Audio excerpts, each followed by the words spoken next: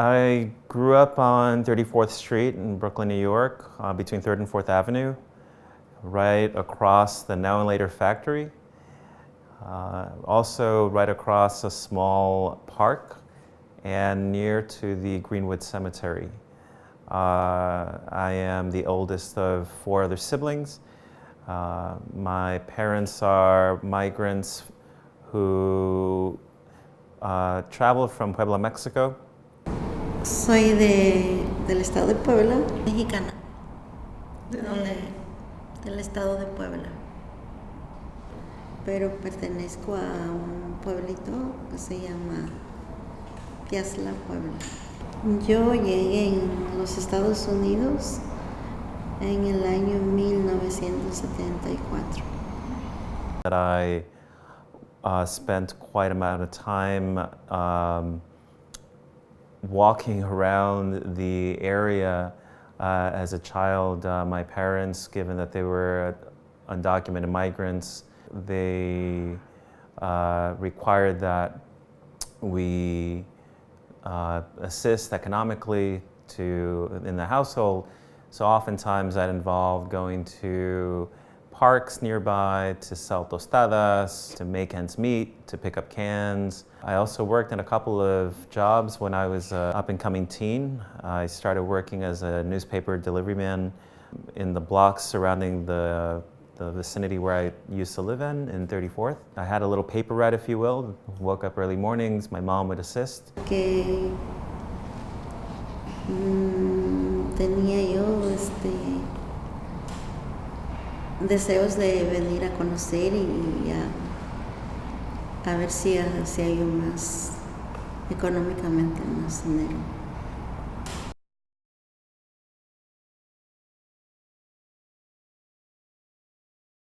To answer your question as to who were the folks living in Sunset Park when I was growing up, for the most part it was Caribbean, Puerto Rican at that time. So growing up, it was common to hear a lot of salsa music, people blasting their boomboxes, dancing out in the streets during block parties. So that to me was my neighborhood. So I felt that I was more Caribbean than Mexican American, if you will, because that's what I was familiar with. Yeah, there certainly was tension between the so-called old and new Latino immigrants here in Sunset Park. I saw it, it was very visible in the school. They were kids from the Caribbean, from Puerto Rico, who would mock other students who dressed differently or spoke Spanish differently or English differently. And you know, it was an alienating moment for me and others who were not from Puerto Rico, so we tried our best to fit in. So we tried our best to, you know, speak the kind of Spanish that they spoke, or be familiar with the music that they listened to. And one of my earliest memories growing up here in Sunset Park was coming back from pre-K from the school at St. Michael's with my dad at hand, and a few steps away from my apartment complex, a few blocks away from here on 34th, we were stopped by immigration agents that were just a few steps away from my home, walking out from an apartment complex, and stopped my dad and asked them for identification papers, and he was perplexed because they were not. They were dressed like you and I, and he refused to give them any kind of paperwork, and then they identified themselves as immigration authorities, and at that time I obviously didn't know what that meant. So they pressured my dad to come into the apartment complex. They walked in and handcuffed my father and 2 uncles who were taking care of my youngest sister, who at that time was no more than about 5 months old. She was on the sofa, faced up. So never mind that my sister was not in a cradle and couldn't fall in on the sofa. It was fine for my father and my 2 uncles to be handcuffed, and I was watching this, I was frozen, and I didn't know what to do. So my dad made it very clear. He mentioned to me, son, just stand there, make sure that your sister's fine, look out for her, and he commented to the authorities, hey, we're not criminals.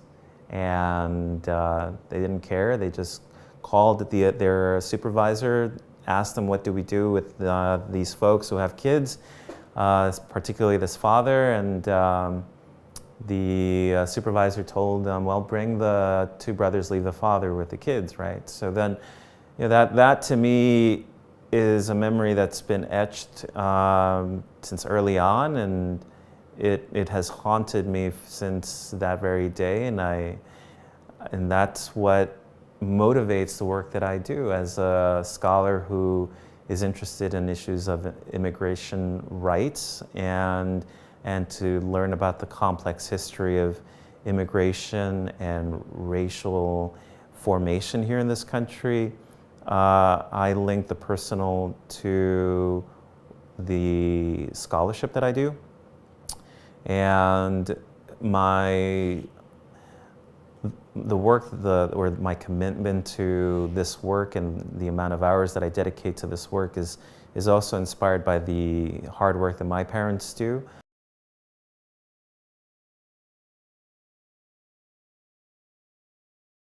The building that we're in used to be a sweatshop where a lot of Latin American immigrants would work in, at least when I was growing up.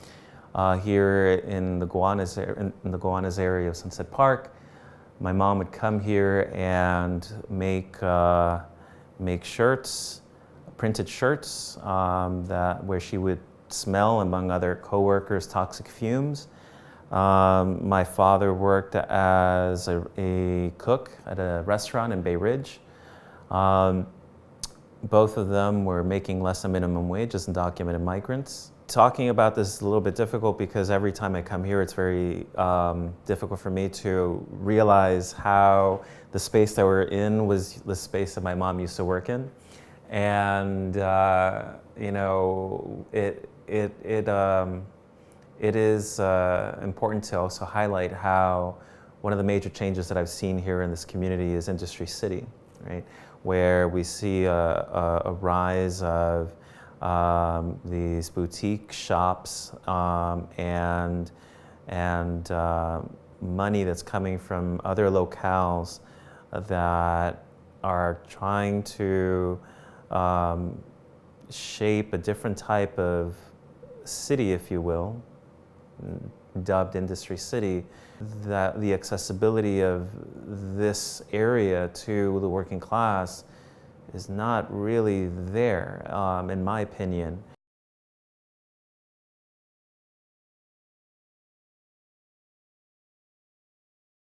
Yo viví en Sonsampa como 30 años. Mi cosa favorita es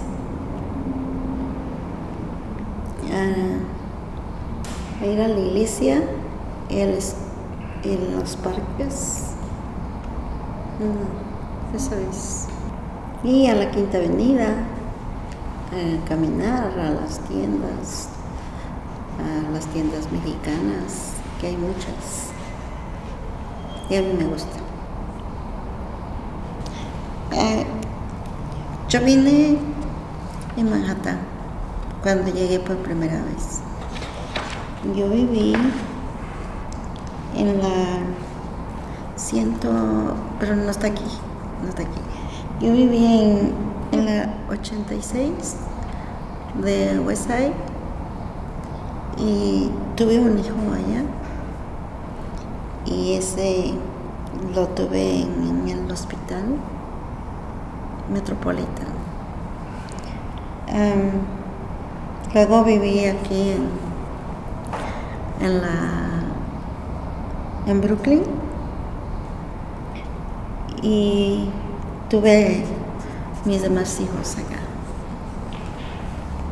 Y fuimos al parque. Eso es.